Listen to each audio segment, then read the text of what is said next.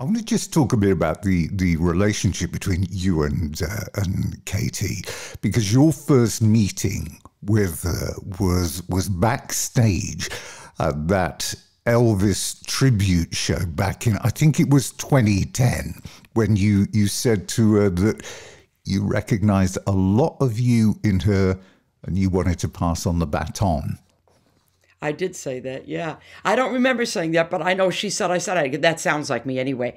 I was a fan. She was also a fan, but I didn't know it until I watched my rough cut of Suzi Q, my documentary that came out in the end of 2019.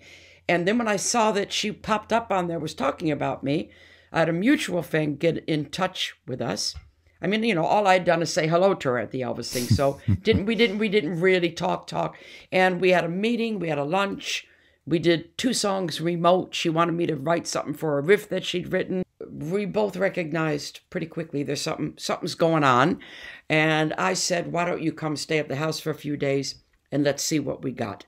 And we sat on my carpet in the front room barefoot with all of our paraphernalia in front of us, and we started to talk.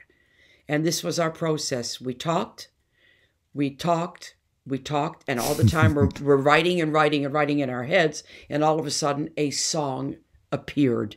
Like was there wine? Was there wine? No, not while we were working. Right. Afterwards, yes.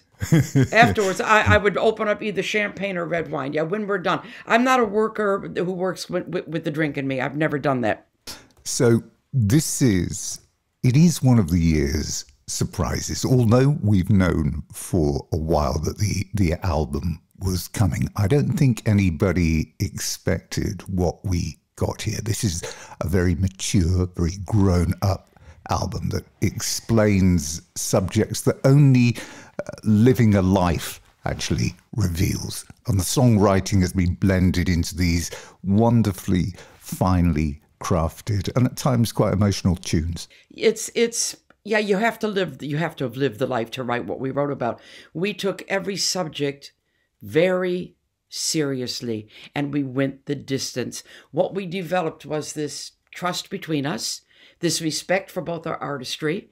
We kind of leaned towards each other and we created something brand new out of it. But every song goes the distance. We dove in to each subject, and I'm glad you found them emotional, because there are some emotional songs on the album. Oh boy, are there. KT was talking the other day on an interview, and I was listening to it. The Illusion. I think that's her favorite. The Illusion. I don't know what my favorite is. I think it might be Face to Face. I don't know.